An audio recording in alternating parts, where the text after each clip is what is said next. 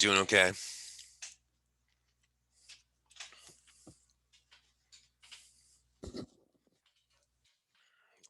Take that as a yes.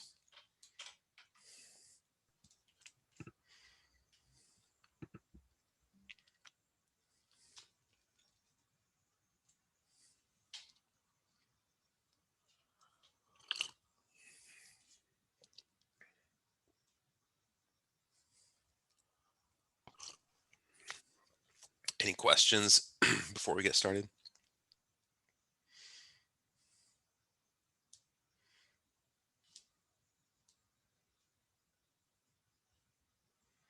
The lab is confusing me.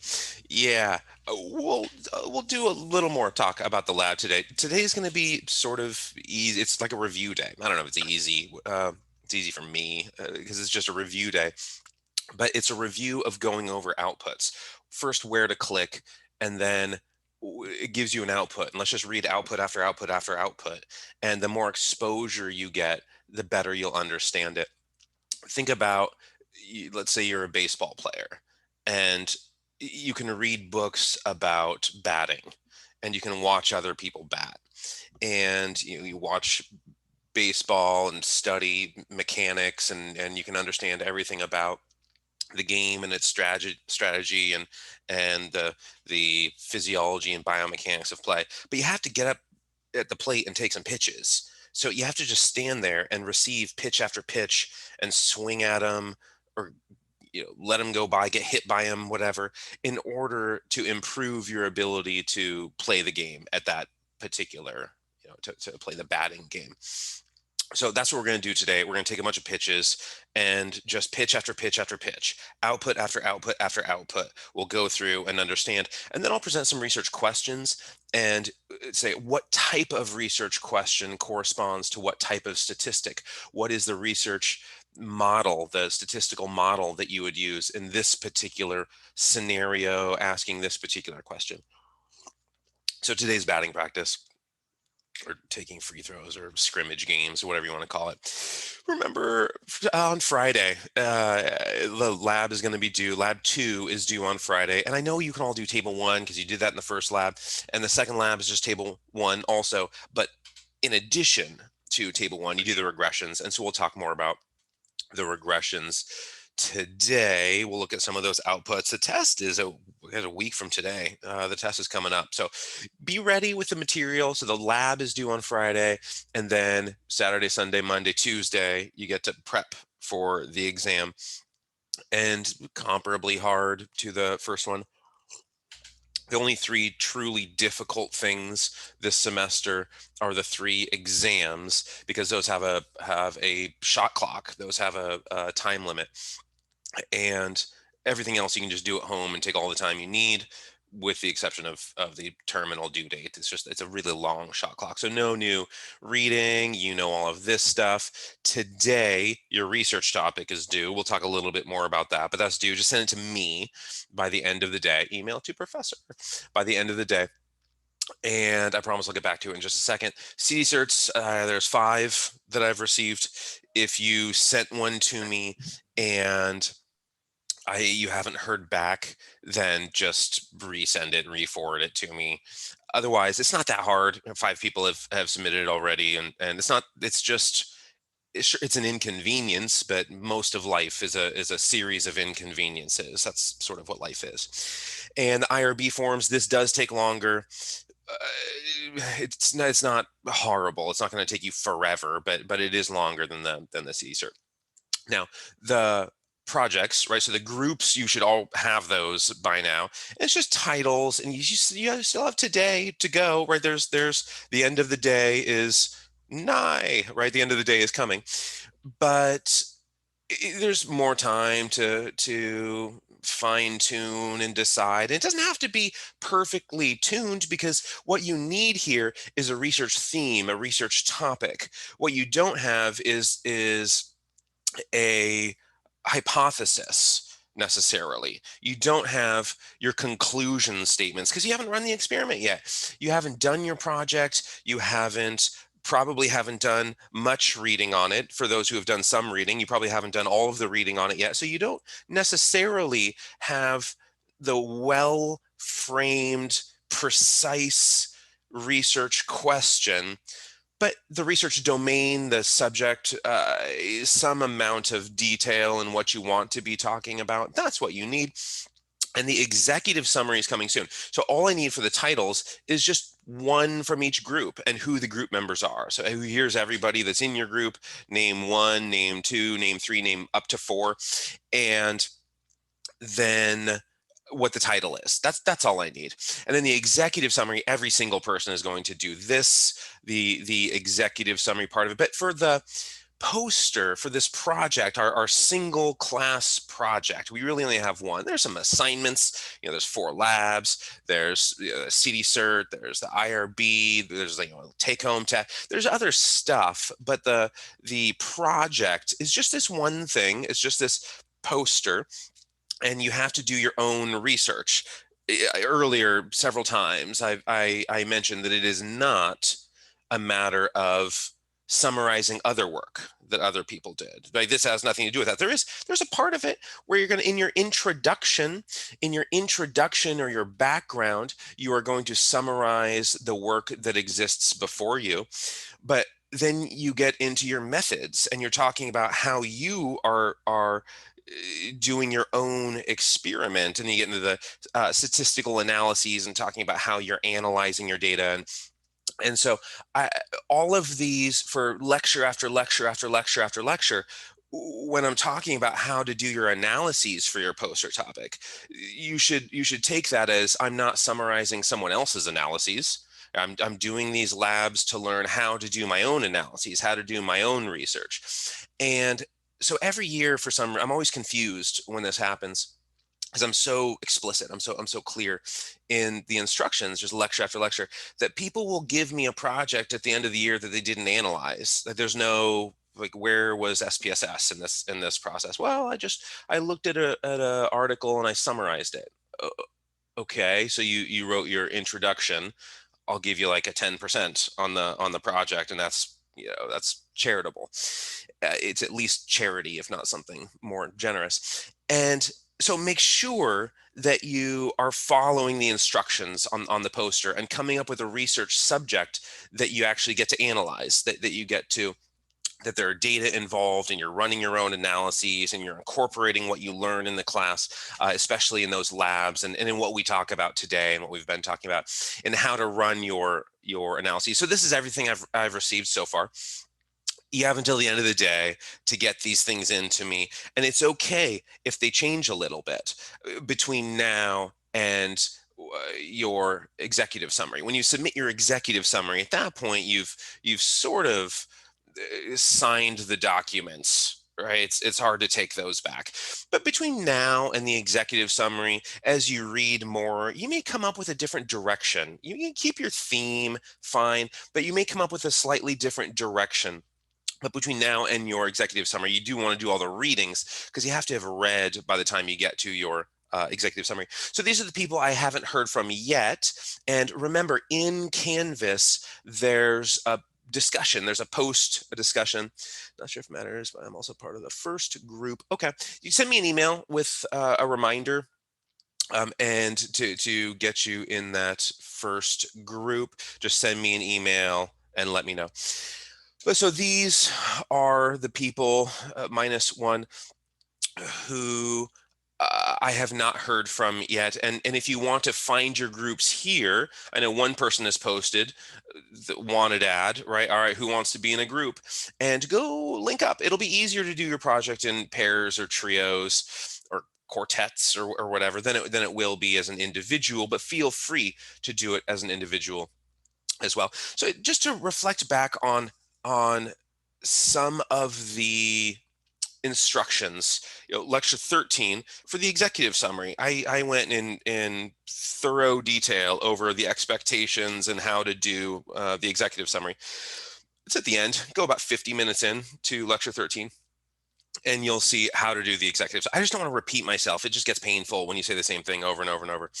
So go to lecture 13, and that's how you do the executive summary. Now, I'll repeat myself for stuff that is valuable, is going to be on the test, or things that require more lessons to how to read a linear regression versus a logistic in the context that requires repetition to understand it. I needed repetition to learn it, and I would expect no different from you. If there's something that I went over and over and over on before I understood it, I'm going to go through that same course with you where we have our recap sequences and I talk about the same stuff just to remind you, put an asterisk next to this. It's more important. I'm going to ask about this on the test. It's stuff I want you to retain. Repetition helps retain. But if it's just instructions, there's very little that's as painful as saying the same set of instructions 10 times in a row. And so for the instructions, the executive summary, lecture 13, just go to that and you'll know exactly what to do for the executive summary. And for literature searches, for anybody who's at this stage now, which you should be into that stage now, for literature searches, lecture 14, go to about 20 and a half minutes in, and I explain, how to address Michelle Maloney and find her, and what questions are appropriate to ask her, and what you should do ahead of time, and where she's going to be very helpful, what skills she can contribute, and all of that I talk about in lecture 14, almost 21 minutes in. And then how to create a poster, I went line by line, right? So I showed an entire poster. That's lecture 16. There was the entire poster. It showed on the whole slide, and then I just went step by step. Let's begin with the background, or the introduction, you can call it either, that's fine, depending on what journal you submit to or what presentation format. At some conference, they'll tell you whether it's a background or an introduction, or whether they don't care. For me, I don't care, because you would modify it for whatever your platform is. But so I go into the background, and then the purpose statement, and then the methods, and then the statistics, and then the results, and then the conclusions, and then what your tables and figures should look like. I went step by step in lecture 16. So use this as your reference. Again, repeating instructions like 100 times is just, it starts to get so painful. Like my blood pressure goes up on like the third time. So for matters of instruction, just refer to the slideshows where I was thorough in that. For matters of science and statistics and learning and sort of comprehensive information, I'm going to repeat that stuff as much as it takes. For instructions, make sure you label it this. Yeah, that's boring to talk about more. It's boring to listen to a second time. So if you hear me repeating instructions and you listen to the instructions the first time, I'm sorry, you're more bored than I am. But remember this stuff. So where to find your databases, because you have to have databases, or you can't summarize other people's work. You have to actually have a database. And so there's tons of places to get data. Health data.gov, Berkeley's library. These are all the same sources that I keep showing you.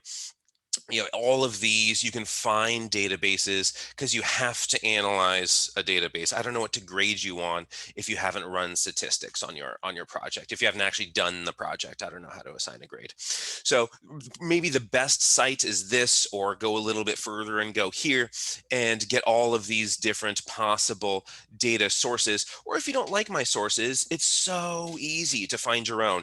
Go to Google and just publicly accessible, and then you just click on whatever starts coming up. Publicly accessible databases, data sets, defibrillators. I don't know if anyone needs that, but publicly accessible database for healthcare. Just whatever you type in, you'll find it. It's so easy. Now, knowing what to do with a database, that's different. So I'm going to fully exhaust you on my repetition of here's how to analyze a database. Here's how to know what analyses are called for. Here's how to know how to read the outputs. Here's how to explain them, right? Here's how to report your findings with words as opposed to figures. And so you'll be so tired of listening to me explain regression analyses in a couple of weeks. But that's the point, is that repetition is going to really assist your learning. So feel free. I can't remember who it was. One of the students who got an A on the test listens to these lectures at triple speed or something, at double speed or whatever. And you may build up a habit of doing that as I start repeating myself on regressions. But and I'll do the same thing with ANOVAs as we move forward in the semester. All of the different research models, statistical analyses, I will repeat to your boredom more than mine. it's like, I get it, I get it, I get it, just move on. There'll be internal dialogue and potentially external dialogue if you haven't muted yourself. And Can I ask a quick question? yeah. So on the lab, do you do the table one based on the state by state database, Oh, and then do the regression either on the other state by one? state or the country by country. Just demonstrate that you still know how to do a table one. That's it. Okay, so it doesn't really matter which one. Which one, whatever data set you feel like using. There's a few databases up there. There's really only two, but there's modifications, it's revised versions of those databases. And whichever one you want to use for table one, totally fine. And can we add like values of our own, like our own variables? Or we have to use the table one that you have there? Yeah, add your own. Do whatever you want. That's just a template. It's just guidance of here's sort of what I'm looking for. In this case, what Nathaniel will be looking at, what I'm looking for, what Nathaniel is looking for, and what Nathaniel is looking at. That's really all that is guidance. Okay. And you can change the variables, you can analyze whatever database and variables you want to do. Just demonstrate that you know how to do it, and I know you know how to do it, but just continuing to exhibit that's the assignment. Cool. And are you gonna go over like I think you were just mentioning it, but like the regressions related to the lab, I'm a bit confused on like how do we draw our correlation from there now? Because I know you were going over skewness, kurtosis, and like how far like the mean is from the variance, and it's just I don't understand what we're looking for on the regressions.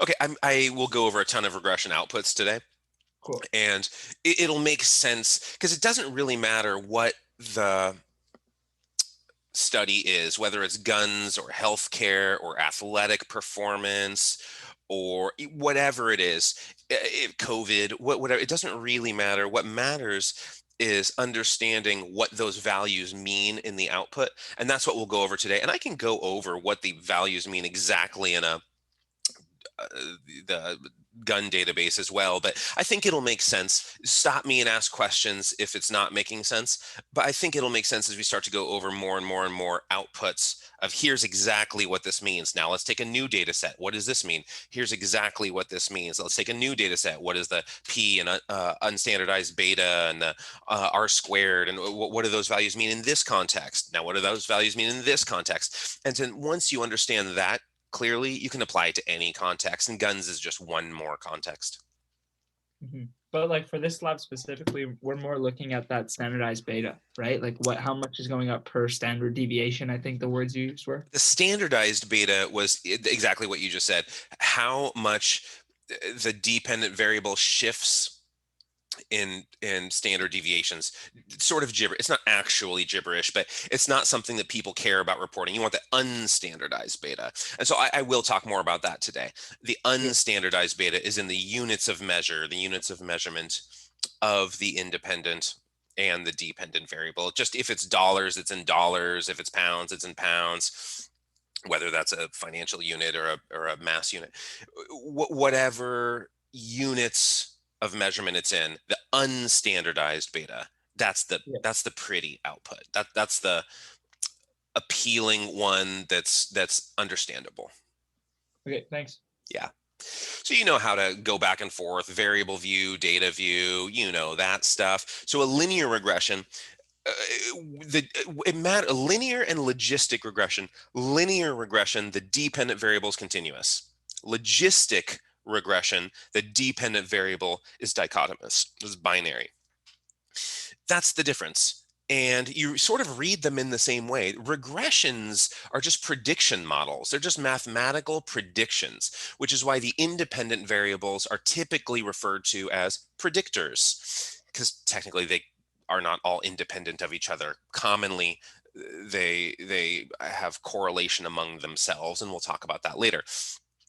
But the the predictors are predicting a dependent variable. If that dependent variable is continuous, you run a linear regression.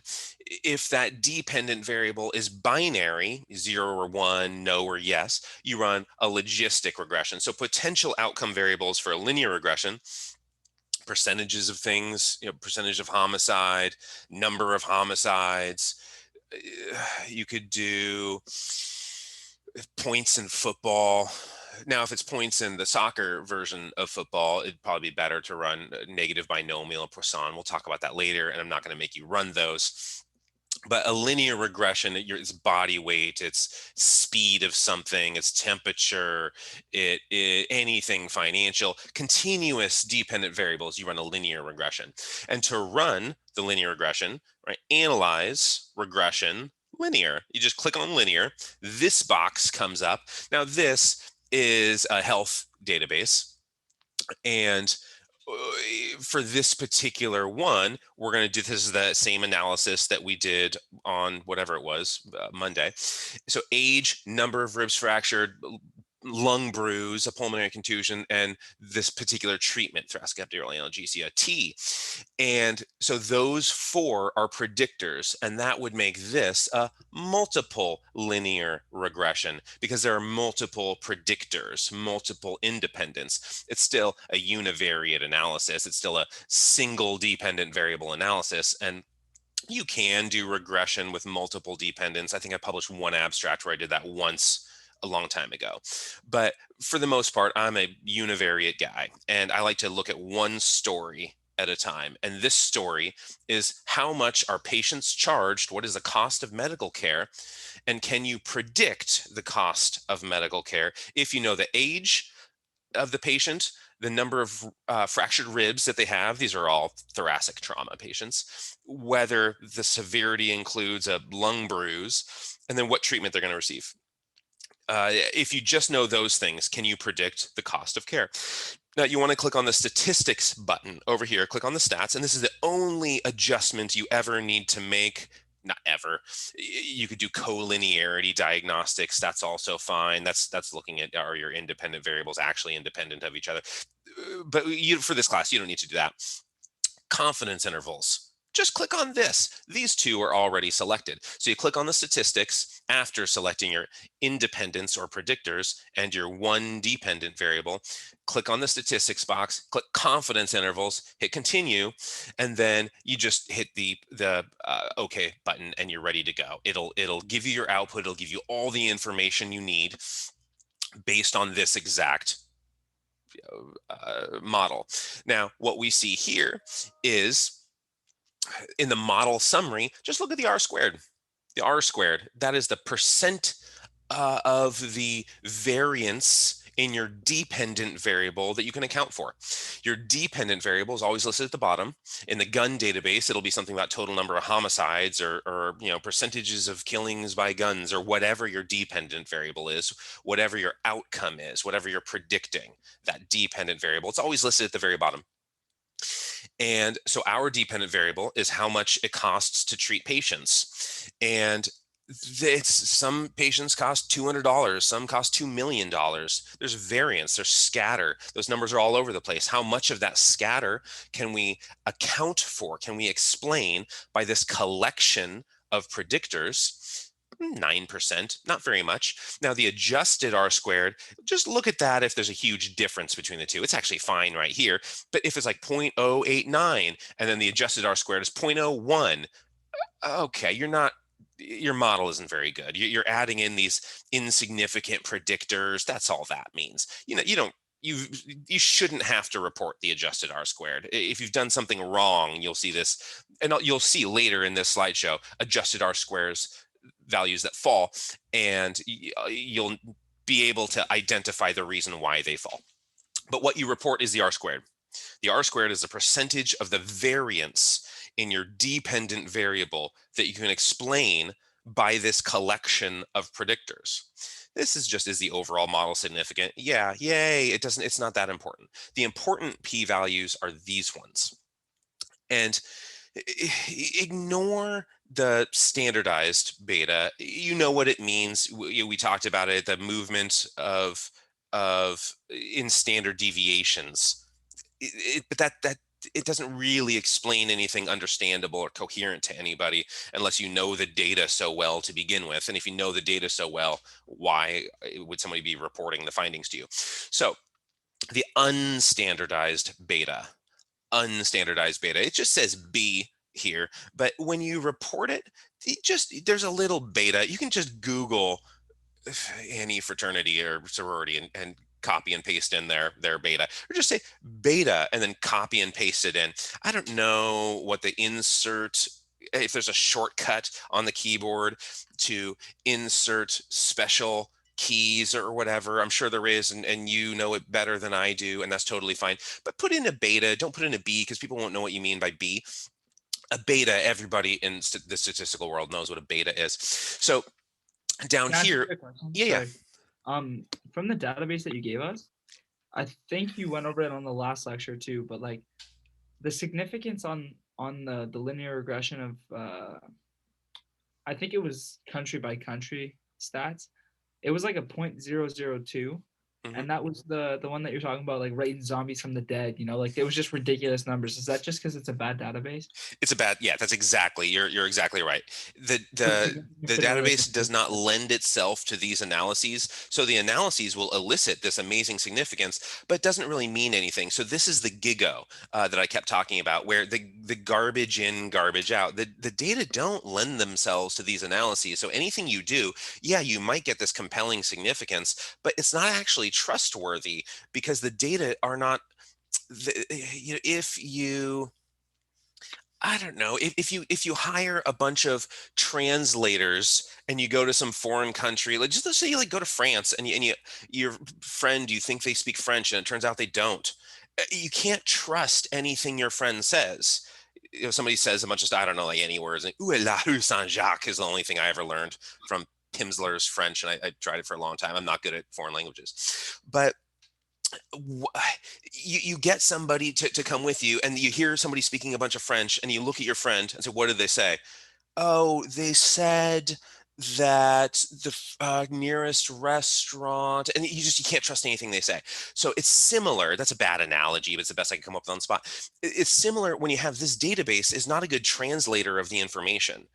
Yeah, there's a bunch of information out there, and this database does not translate information well. Anything it tells you, which like that's not trustworthy. That's not what the data actually are saying, because there's these horrible distributions, and the way that statistics, there are assumptions to be able to run any model. It's a t-test, it's a regression, it's an ANOVA. There are specific assumptions that have to be met so you can trust your findings, and I'll go over those assumptions, but I don't want to bog you down with tons of information without receiving what's good about them. If you've ever taken music lessons, someone's trying to learn guitar or piano or something, they go to the instructor, and they give you all this music theory and lesson and all.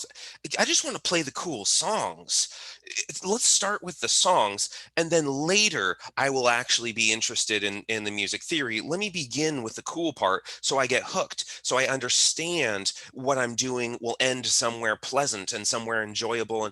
And so that's what I do with statistics is yeah, I'll bog you down a little bit with assumptions and how this database breaches all of the, well, not this one, but the gun database breaches those assumptions. And so the notes don't go together well, and any song you try to write from it sounds horrible unless you're trying to mimic Sonic Youth, if anyone knows who that is, like non-music.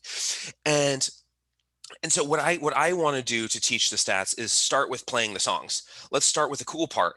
Coolish, as cool as you can make this. Let's start with the functional part, and where you run analyses and find outputs and understand what it means. Then let's get into the equivalent of music theory with the assumptions. So that's how I'm going about it, and I will bog you down a little bit with some assumptions. They're not that bad. The assumptions, it's not like music theory where you can get a whole major in it. These assumptions, there's like 5 and 6, and I mean there aren't that many assumptions for each analysis. But the gigo problem here is that these databases don't meet the assumptions for the analyses, and yet people run analyses on them anyway.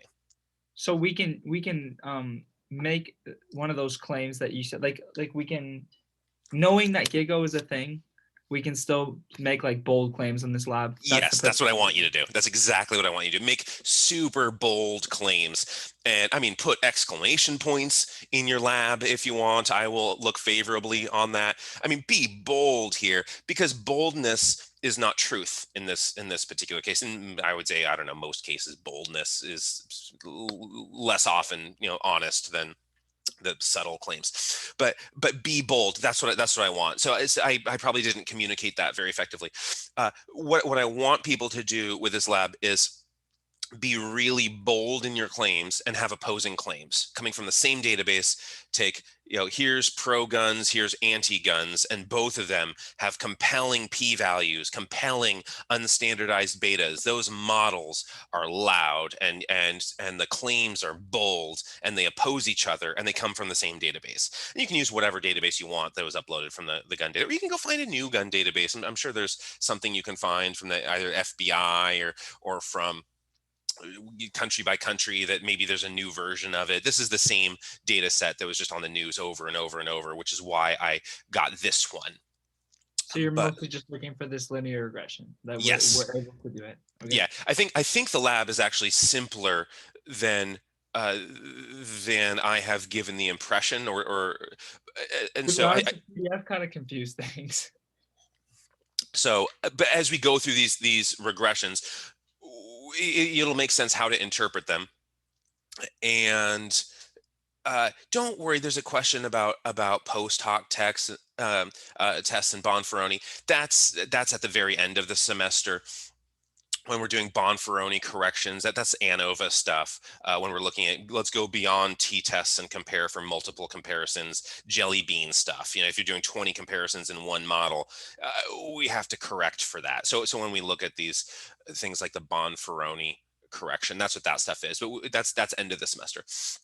So reading regressions, age with each additional year of age, we see the cost of care, that's a dependent variable, going down by about $800, $778. So if you go from age 20 to 21, you expect the cost of care to go down almost $800. You go from 20 to 22, you expect the cost of care to go down by over $1,500. If you go from 20 to 23, you get the idea. It's $2,300 or whatever it is. With each additional year of age, your unstandardized beta happens to your dependent variable in the units of measurement of your dependent variable. So number of ribs fractured with each additional rib fractured. I guess this one's going down. I don't know if I said it was going up or down. There's a minus sign, right? So with each additional year of age, it goes down. If that's not what I said, that's what I meant. Number of ribs fractured. This one's going up. With each additional rib you fracture, you expect the cost of care to go up by about $8,300. Now, so if you've only fractured one rib, and then, turns out you fractured two. We missed that second one. It was a bilateral fracture. We were only looking at the left side. I'm seeing one on the right side too. Okay, now you expect your bill to be another $8,300 with a p-value of less than 0.001. So that's what this means. Now, if you went from one and on the other side there are two additional fractured ribs. Okay, now we're going up, over $1,600. So with each additional unit increase in your predictor, this happens to your dependent variable in the units of measurement of your dependent variable. So with each additional unit of increase over here, one additional fractured rib, 1 year of age, you had a pulmonary contusion versus you didn't, that would be a 1 unit increase. You received TEA versus you didn't, that would be a 1 unit increase. This happens to your dependent variable. And you know how to interpret a p-value. So with the TEA, holding constant pulmonary contusion, holding constant number of ribs fractured, holding constant how old the patient is. If you administer TEA without having these variables affect that, you expect a $22,000 reduction in the bill. And there's a p-value of 0.011, meaning if TEA and the cost of care had nothing to do with each other, if your predictor and your dependent variable had nothing to do with each other, that's the null hypothesis. If that null hypothesis is true, those are unrelated. There's only a 1.1% chance that you would have observed an effect this great or greater, of this magnitude or something greater than that. So $22,000 or even a bigger effect, $30,000, $50,000 deficit in reduction in the bill. So that's what this means. And the beauty of regression, of doing these multiple linear regressions, is you get to hold things constant. Now, who actually receives TEA? Well, it's older patients who have more fractured ribs and have pulmonary contusions. But not all the patients have a more injurious profile. Not every patient is older. There's some younger patients who only have 2 or 3 ribs fractured who receive this. There's some older patients who have fewer ribs, and younger patients who have more ribs. So you can hold these things constant. You can't do that in real life. In real life, you just have to treat people, and then you can do a little bit of randomization if you think you're not killing patients, if you're not subjecting them to kind of mal care. Like if it's not medical malpractice, you can still sort of do a randomized control trial. It depends, but it's so much easier to just do this, just to get a database and hold these things statistically constant with a regression. It automatically does it. It's not going to not hold them constant. Hold all of them constant. And each one of these is to be interpreted with all 3 of the others held constant.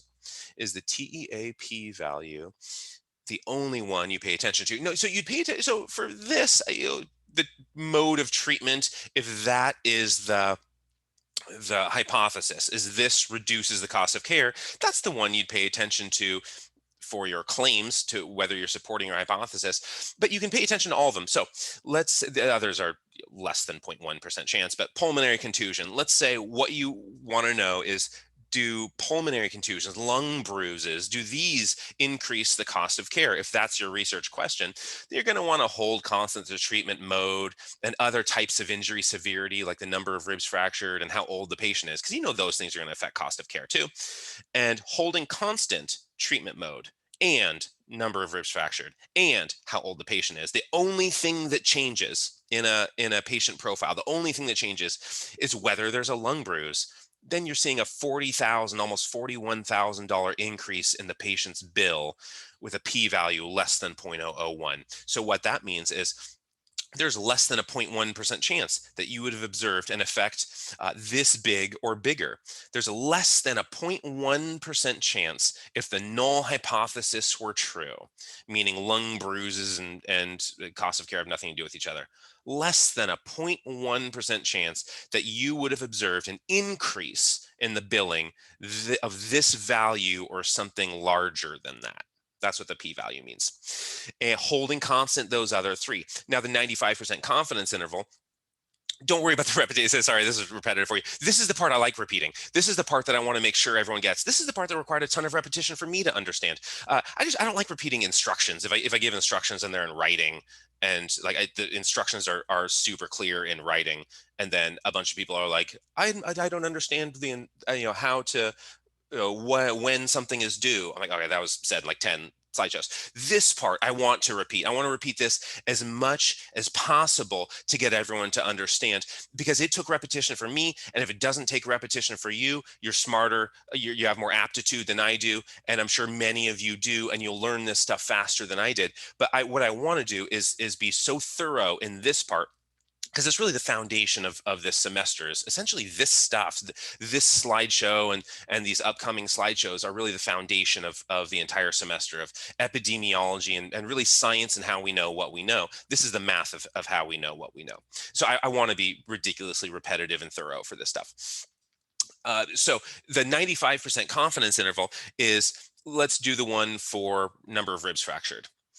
Now, holding constant age, pulmonary contusions, and treatment mode, holding those 3 things constant, you only manipulate. And again, this is a statistical manipulation. This isn't something that happens in real life. You get to do in mathematical life what is sort of impossible in real life. You get to explore these theoretical phenomena, these theoretical domains. And so holding constant age and whether someone has a lung bruise and the type of care somebody gets, the number of ribs fractured, with each additional rib fractured, you expect to see this. That's what we saw in the database. But in the greater population, right, there's 1,300 patients, something like that, a little over 1,300, I think. And here, what we expect to see in the greater population of a couple 100,000 patients every year showing up with rib fractures, What we expect to see is between $6,000 and $10,500 with each additional rib fractured. That's what we expect to see in the larger population. If you were to go to another hospital and test a bunch of people, it depends if their billing is different. But if you were to do a year later or just randomize 1,500 other patients as opposed to the ones we already looked at. Let's look at a different sample. You would expect this value, this 8,345, you'd expect that value to again fall within these two anchors between 6,000 and a little over 10,000. That's what you would expect to see. So that's what and you're 95% sure that you would. Statistically, you're 95% certain, the 95% confidence interval. The beautiful part about this is the 95% confidence interval communicates both p-value, it communicates both confidence, so it's significance or confidence, and the beta in one report. There's two values, right? There's a lower bound and an upper bound. There's two values, but it reports both confidence or that p-value, the significance, and magnitude in a single output. So the confidence interval is probably the most meaningful, important output to report. And it's funny because you go back 10 years and you don't see that much of it. 20 years, you see even less. 30 years ago, you see even less of this thing. People are now moving to this model where they're reporting the confidence interval much more commonly. All right, let me get to the questions. Does a multiple linear regression account for all the variable without holding any constant? Uh, so I don't quite understand the question. Let me answer it in the way that I think the multiple linear regression is going to uh, again, this collection of predictors is going to explain the variance of this, but each individual predictor is trying to come up with this sort of a line of best fit where you're minimizing error. Now think about like the error up here. I know there's another comment in the box I'll get to in a sec. When we're talking about the error and the spread of values, what we're trying to do is get as close to a prediction as possible. There's going to be, I mean, you see the standard error over here.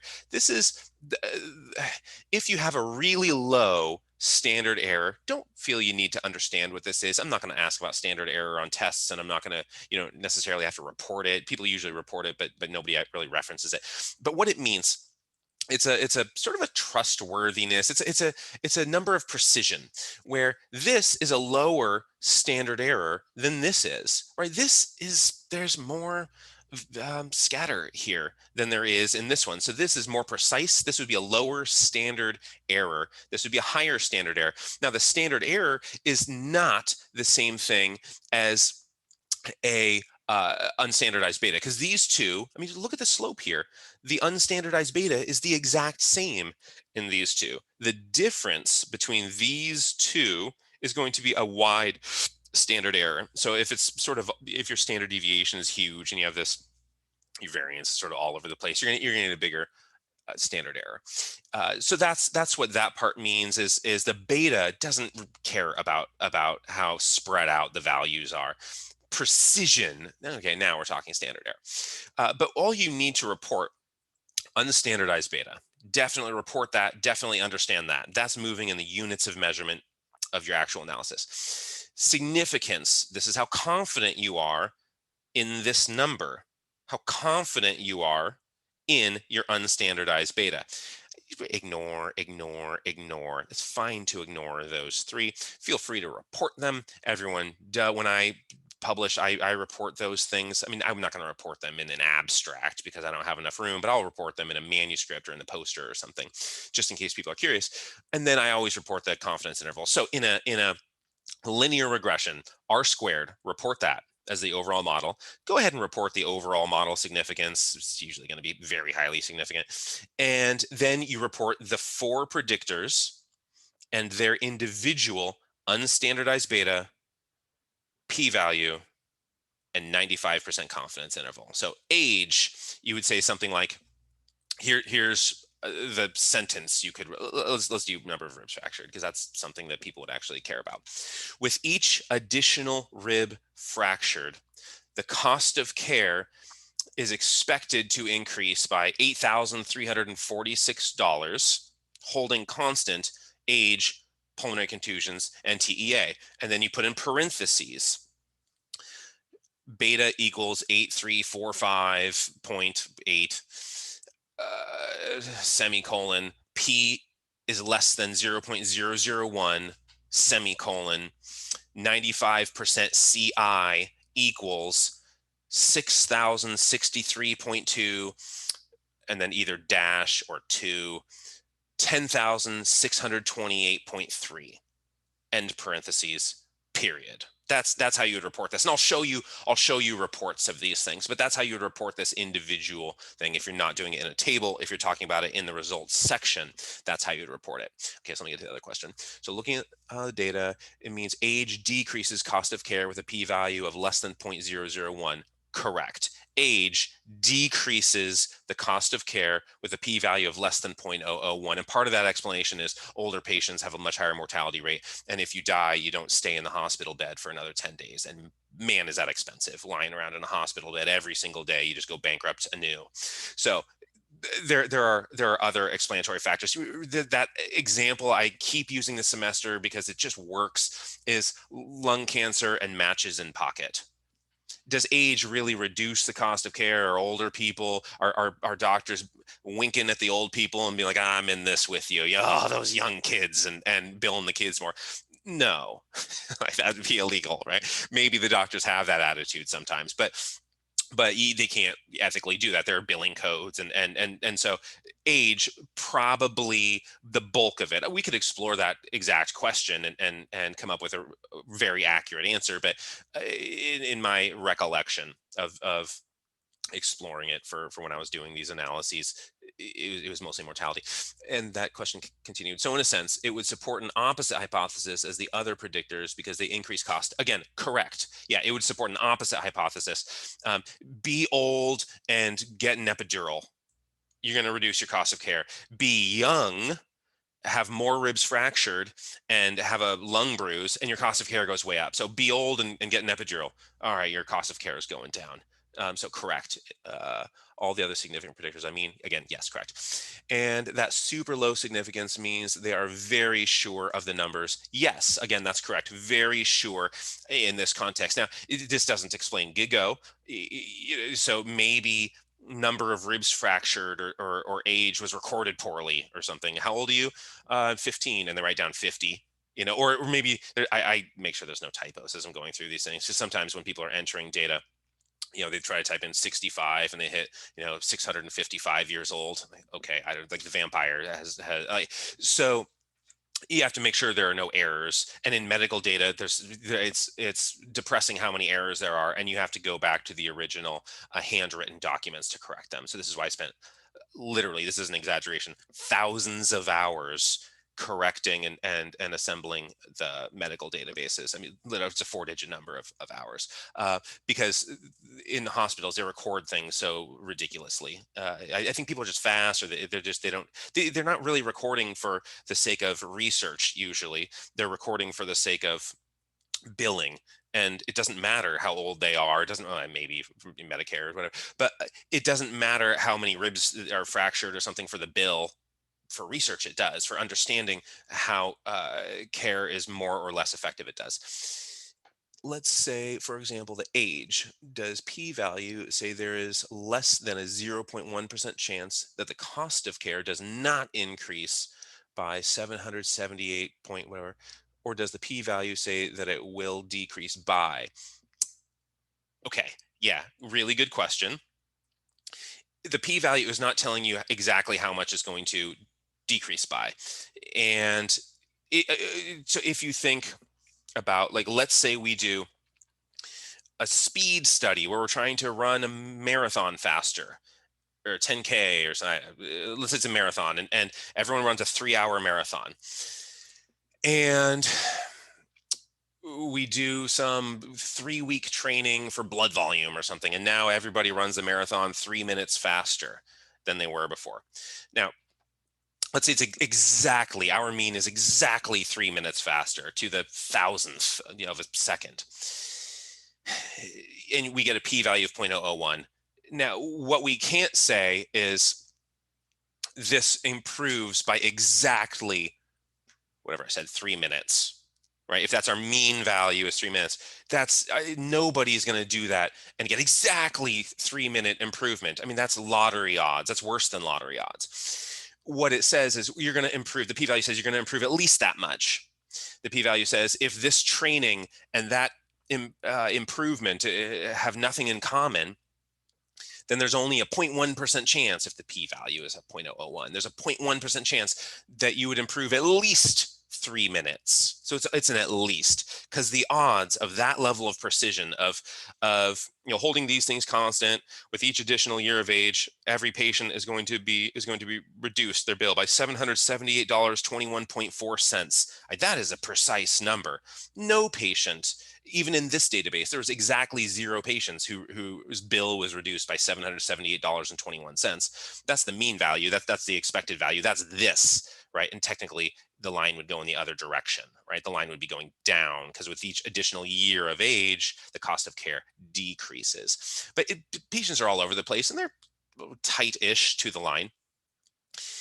The standard error isn't that big, and so they're tight-ish to the line.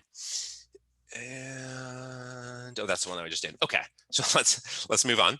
Let's get to logistic regression. So a logistic regression, and I will come back to linears, and we'll look at some outputs. A logistic regression, it's the exact same thing. It's a prediction model. You're predicting a dependent variable. You use a bunch of independents, and those independents or those predictors can be binary, they can be ordinal, they can be continuous. Your predictors can be whatever. They have to be numbers. Your predictors can't be colors. It can't be, colors of grass. Well, this one's green. This one's like forest green. This one is a hunter green. This one's almost like a phthalo blue in the moonlight. Yeah, that's not, you can't analyze that. But you could code for color. You have lime green as one, and so you just code these different numbers of colors, and you can analyze that. You can't analyze words, but your independence can be anything numeric. Totally fine. Your dependent in a logistic regression has to be binary. Your dependent has to be binary, 0 or 1. Those are the only 2 options you can have. You can have one or the other. You have win or lose. You have live or die. You have discharged or not discharged. You have the treatment was a success or a failure if it's a physical therapy treatment, and they say, well, what's a success? 15 additional degrees of range of motion. Let's set that as a threshold and code patients as 0 if they did not receive 15, if they did not reach that threshold. If they got 10 or 5 or 11 degrees of range of motion improvement, code them as 0. They didn't reach that threshold. Patients who reached 15 degrees additional range of motion, code them as 1. Now we have a logistic regression. Now, if you leave that analysis as a number of degrees of range of motion improved by patients, that would be a linear regression. But you can code it as patients who reached a threshold, 0 or 1. And now we have a logistic regression. Same thing though, go analyze regression. Instead of clicking linear, you just click binary logistic. Binary because the dependent variable is binary. So it's a logistic regression. So that's what you click on. This box comes up. Populate your covariates box. Covariates box, that means these are your independents. These are your predictors. Same 4 predictors. Age, number of ribs fractured. Did they have a lung bruise? And did they receive the epidural? And mortality, that's 0 or 1. 0 is that you didn't die, you survived. You were discharged with a waking brain and beating heart. 0. 1, you were not discharged, and there's tragedy and suffering in a family and a funeral to arrange. 1, right? So 0 and 1. And what you do here, you have to click on the options button. So you do the options button and then just click on the 95% confidence interval, CI, or well, you can change 95. You can make it 99. You can make it 90. You can make it 92. You can make it 8. You can whatever you want. 95 is just almost always what gets reported, and sometimes 90, sometimes 99. Now click on this little thing, and that's it. That's the only thing you change. You just click on that little check. You check that little box, and EXPB is exponentiation of beta. That's just how it reports it. Odds ratio. That's what it actually is. Exponentiation of beta is sort of, when I was talking earlier about languages of exclusion. I mean, it's first, second lecture. I was talking a lot about languages of exclusion and how science shouldn't be a language of exclusion. We should report things in this easily understandable way. It'd be nicer if it was CI for OR, for odds ratio. To me, that would be nicer because that's actually what this is. So when you see EXPB, that's odds ratio. Click on that and then hit continue. And then you have your whole model. You've selected from the options your confidence interval. And so you just hit OK.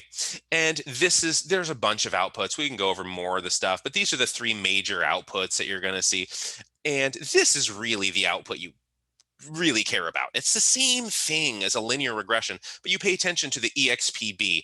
Don't pay attention to this. This tells you the direction. So age increases the effective mortality. Number of risk factors increases because this is a positive number. Pulmonary contusion increases the effect on mortality. Thoracic epidural analgesia decreases the effect. But interpreting these numbers is pointless. It's just positive and negative. Over here, EXPB, this is our odds ratio, and this is our significance. And over here, we have our confidence interval. So Nagelkirky R squared, every single time you see this, you know what was run was a logistic regression. If you see the word Nagelkirky, you know a logistic regression was run. Now on the test and throughout a bunch of remaining classes, I'm going to show you outputs and I want you to identify, especially it's important to you on the test, I want you to identify what analysis was run. Look for a Nagelkirky. If you see that thing, then you know it's a logistic regression and you know how to interpret it. And to see the dependent variable in this classification table, mortality, it says, and the prediction accuracy. So the percentage correct, the overall percentage accurate is 93.4% for this particular model, but it's only explaining about 17% of the variance. This is called a pseudo R squared, the Nagelkirky R squared, a pseudo R squared, because it's not really variance. It's not all over the place. It's not like cost of care where it's $200 to 2 million and everything in between. I mean, that's variance. That's actual scatter. That's a shotgun blast. This isn't a shotgun blast. This is yes or no. This is yes, yes, no, no, no, no, no, yes, no, no, yes, yes, no, yeah. That's scatter of a kind. And so you have to come up with a pseudo R squared, a different version of an R squared, and the Nagelkirky R squared. People will usually report this number as pseudo R squared equals 0.167, and that means we're explaining about 17% of the variance in our dependent variable, which is mortality. So I'm reading the comment. So survived or die is the binary variable. Yes. Whether they survived or they died, binary. 0, they didn't die, they survived. 1, yes, they died. So I always code no is 0 and 1 is yes. So if it's survival, I would code 0 is no and 1 is yes. This is mortality. 0 is coded as no, 1 is coded as yes. So mortality, yes, would mean 1.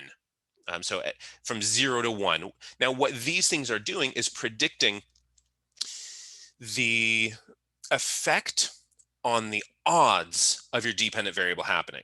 Not how much dependent variable happened. That would be a linear regression. How much money, right? How many dollars or whatever. That's linear regression. Odds are what you get from a logistic regression. You get odds. And so, in the comment, and Nagelkirky is a percent chance that the variables had an effect on mortality. Sort of just the amount of mortality we can explain. There's other variables that are explaining the bulk of mortality, and we're explaining 17%. 83% of whether a patient dies is explained by other factors. That's what this means. It means we're expecting sort of a pretty slender amount of mortality. There's other variables that will account for 83% of patient risk, of mortality risk. With this collection of predictors, we can account for about 17% of whether a patient dies. We can predict with about 93% accuracy whether a patient dies, but we're only accounting for about 17% of the variability in death. So that's what these two things are saying. Now down here, again, age, with each additional, you read it just like it's a linear regression until you get to the odds ratio and you interpret that differently. But you read this thing in the same way. With each additional unit increase in your predictor, in this case age, holding constant every other predictor in the model. Every other predictor in the model is held constant. Holding constant the number of ribs fractured and pulmonary contusion and TEA, holding those three constant, if all you do is add a year to a patient, you take the exact same patient profile and treatment and everything, and just make that patient a year older. Let's have the exact same patient come back to this clinic 1 year later with the exact same profile of injury. Statistically, you can do that. Can't do that in real life, but you can do that in SPSS life. And so holding these three constant, you add 1 year of age to the patient, and what you see is a 2.1% increase in the odds of mortality. Now, there's only a 0.1% chance that we would have observed an effect this big or bigger if the null hypothesis were true. So, the null hypothesis being age and mortality, nothing in common. Now, obviously, we know that's not true because how many 1,000-year-olds are there? But null, we always begin with the null hypothesis. Age, mortality, nothing in common, totally unrelated. That's the null hypothesis. So acutely, I guess that's the assumption is acute, not lifelong, but in this particular scenario of thoracic trauma patients, do age and mortality have something in common? And there, so the null hypothesis would be age has no effect on the survival of these patients. Null hypothesis. If that were true, if the null hypothesis were true, there's only a 0.1% chance that we would have observed an odds ratio of 1.021 or bigger than that. So what you're doing is you're taking baseline odds and ignore the constant. The constant can get sort of ludicrous in gun data and databases that are just wacky. It can get sort of ludicrous. Otherwise, you just report the constant and ignore it and move on. The baseline odds of mortality or something in this data is for something like 7%, something like that. Nationally, it's 10 or 11% or 9%, somewhere in that range. It's around 10% of patients with rib fractures die. And at better hospitals, it tends to be 7% or so because better treatment and whatever. But so here, what we're saying is the baseline odds, let's just say the baseline odds are 10%. Well, now there's a 2.1% increase in the odds of mortality with each year. So if you gain 10 years, if it's the exact same patient and the same treatment, same presentation of injury as far as number of ribs fractured and pulmonary contusions, but you just wait 10 years, fast forward the world 10 years all of a sudden, and fast forward their biology 10 years, and uh, bring that patient right back to the emergency department, there would be a 21% chance, 21% increase in the chance of dying, in the odds that someone is going to die, a 21% increase in the odds of mortality if you go up by 10 years. If you go up by 20 years, there's a 42% increase in the odds of mortality. So that's what this is saying. With each additional year of age, this happens to the odds of your outcome. Your outcome is mortality. Okay, let me just get to the comments. Nagel cookies, I think we did that one.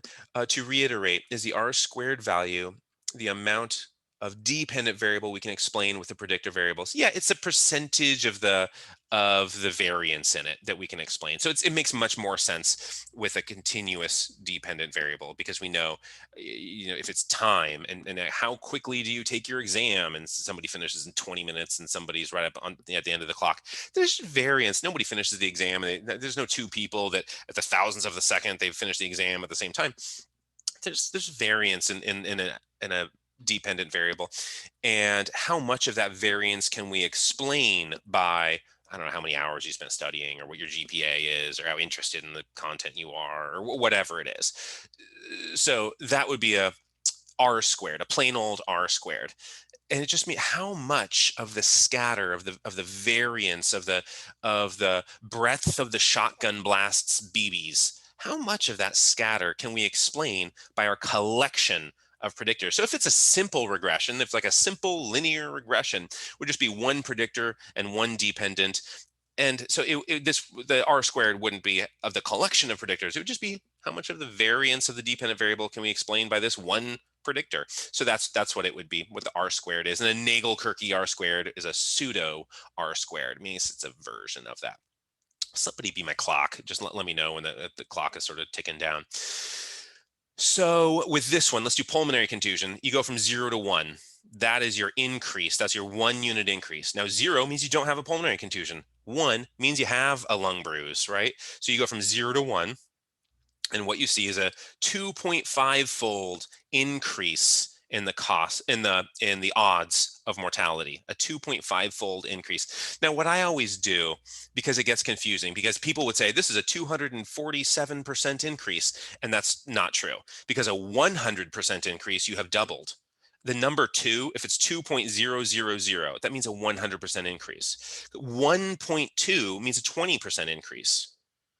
And so 2 means 100% increase. And that always confuses people, because so what I say is a percent increase. This is a 2.1% increase in the odds of mortality, holding constant the other predictors, right? This is a 20.1% increase in the odds of mortality. This is a 2.468-fold increase in the odds of mortality, because that makes sense to people. But what that is 146, 0.8% increase. 10 minutes, thanks. So you're going to hear me when I report these things. I would suggest you do the same, because it saves time and people saying, whoa, whoa, no, that's a 240. Like, stop. That's not how math works. And so I would suggest you report in the same way, because if you submit papers and in the peer review process, people think you got your numbers wrong when you say there's 146% increase or 147% increase. People think you got your numbers wrong, and it gets kicked back to you. And like, no, you don't understand how to read the output of a logistic regression, what odds ratio, how to read this thing.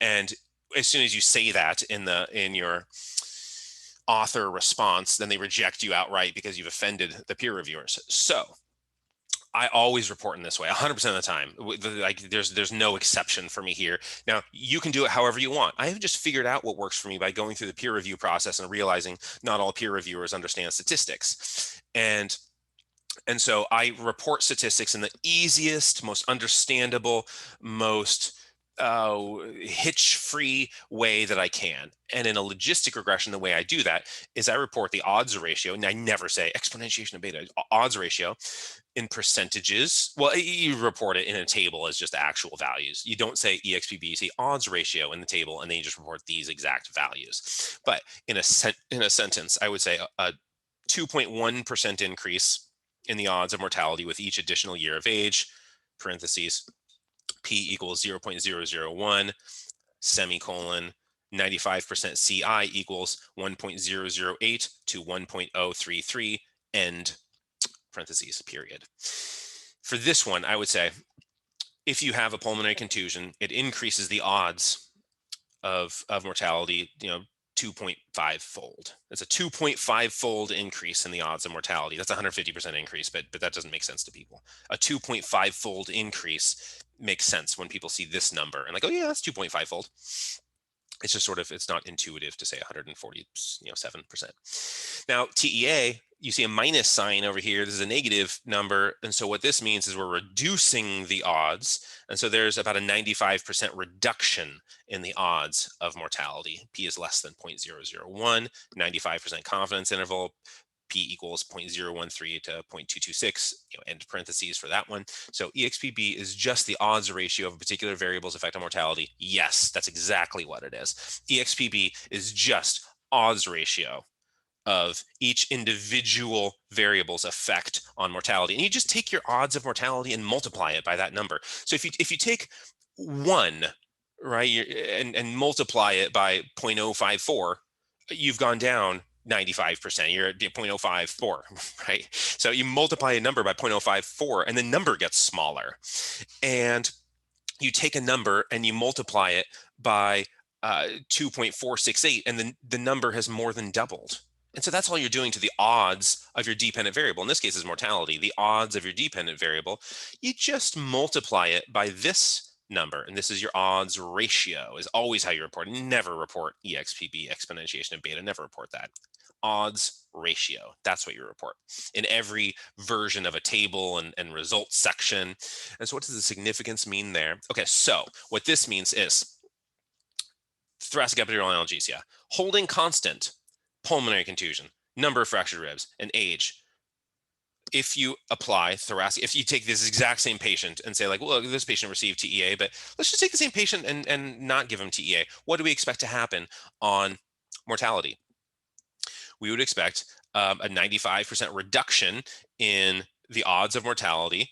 P is less than 0.001, 95% confidence interval. But what the P value and the confidence interval mean here is there is less than a 0.1% chance if the null hypothesis is true. Null hypothesis meaning TEA, mortality, who cares? One has nothing to do with it. Treat them with anything. Treat them with gummy bears. Who cares? Treat them with anything. TEA doesn't matter. Patients live or they die. Treatment is irrelevant. That's what the the null hypothesis in this particular case means is TEA doesn't matter. So if the null hypothesis is true, there's less than a 0.1% chance that you would have observed a reduction in mortality of 95% or greater than that. Now, what the 95% confidence interval means is let's look at a different sample. Let's look at the larger population. If the entire population of rib fracture patients is to receive or not receive TEA, where do we expect this value to fall? Where do we expect this number to fall? Somewhere between about a 99% reduction in the odds of mortality and a 87% reduction in the odds of mortality, somewhere between there in the greater population. We're 95% sure, not in these 1,300 patients that we looked at, or 1,400, or however many it was, not in these particular patients, but in the larger population of rib fracture patients, of Midwestern rib fracture. Midwestern probably doesn't matter. People are people to an extent.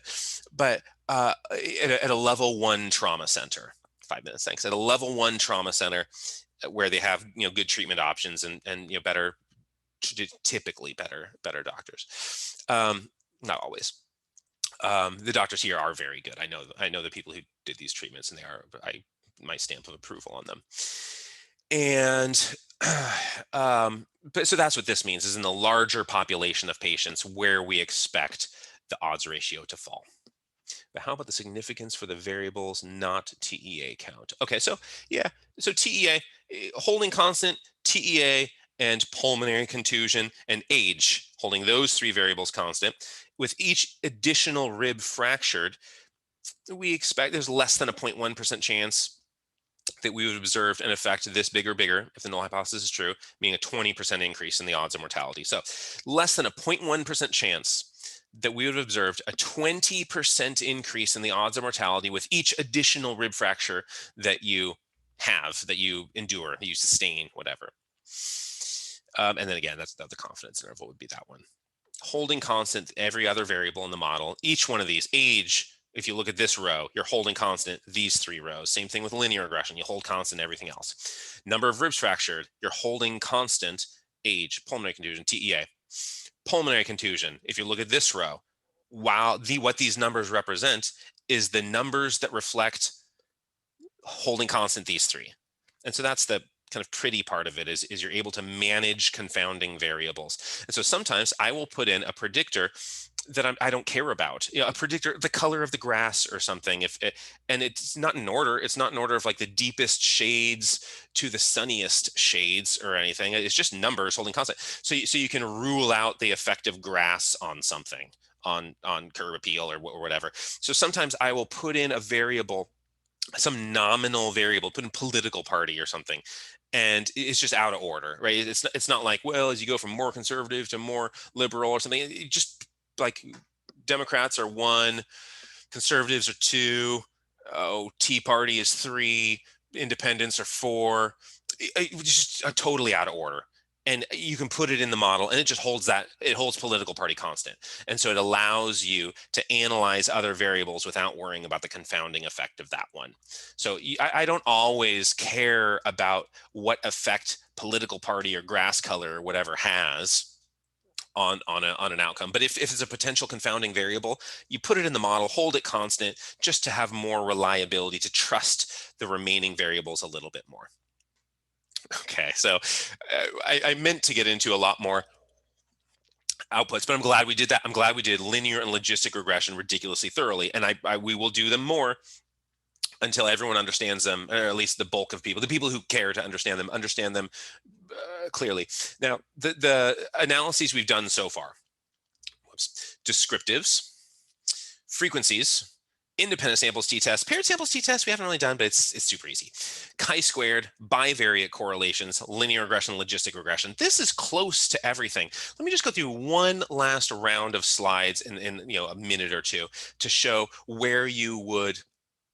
how you would run these analyses. And you know most of this stuff, but you have your menu bar up top, okay? And so if you start with descriptives, just go to descriptives, analyze descriptives, descriptives. There's another way of doing this, analyze, compare means, and you can actually run an ANOVA in a sort of a clunky way by doing that. But that's another way of just looking at the means is that way. But descriptives is the most convenient way. Frequencies, analyze descriptives, frequencies, the percentages that you're getting. So if you need to know the breakdown of cross-sectional study and you're looking at the breakdown of data or something like that, frequencies. Descriptives and frequencies you can do by going explore. And so that's what we did with the gun data, is looking at the quality of things. You go explore. So you can get descriptives and frequencies in that box. Independent samples t-test, we've done that. Compare means, independent samples t-test. Easy enough. Paired samples t-test, compare means, paired samples t-test. And that one, it's very easy. You just take time point 1 and then time point 2 and just drag them over in parallel. Well, I will go over it. It's like the easiest one. Chi-squared, descriptives, remember cross tabs, and then you have to select chi-squared from the option. So descriptives, cross tabs, that's how you get your chi-squared. Bivariate correlations, analyze, correlate, bivariate. You know how to do that one and how to read it. And then we went through the outputs today for linear regression and logistics. So analyze, regression, linear to get linear, analyze, regression, logistic to get the logistic regression. Now, stuff that we'll go over at some point in some level of detail, but is less about epidemiology. If you want to run a one-way ANOVA, there's a couple different ways that you can do it. Univariate analyses, more ANOVA stuff, depending on how your database is coded.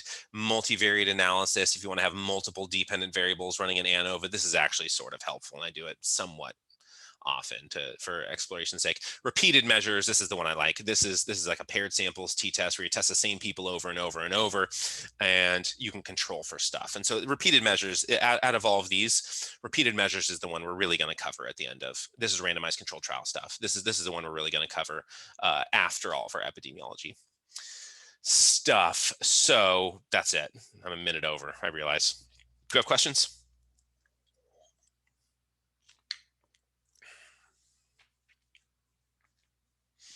Kind of, but maybe for another time. I mean, a Okay.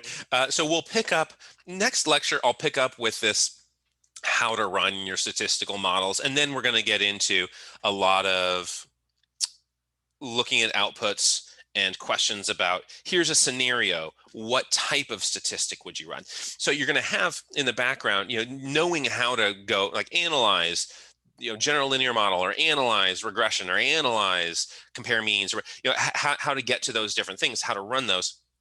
And then reading outputs, that's another one of these of this, let's just call it like a three-prong lesson, where how to run these things just mechanically, where to click in SPSS, and then what conditions, what questions call for what analyses. Why would we run an ANOVA versus a linear regression versus a logistic regression versus an independent sample t-test? But why would we run these things? What are the questions that would call for those? So you'll know how to run them, what questions call for which analyses, and we're going to spend a lot of time just looking at a bunch of outputs saying, what does this one mean? And so next lecture, we'll go through all of that stuff.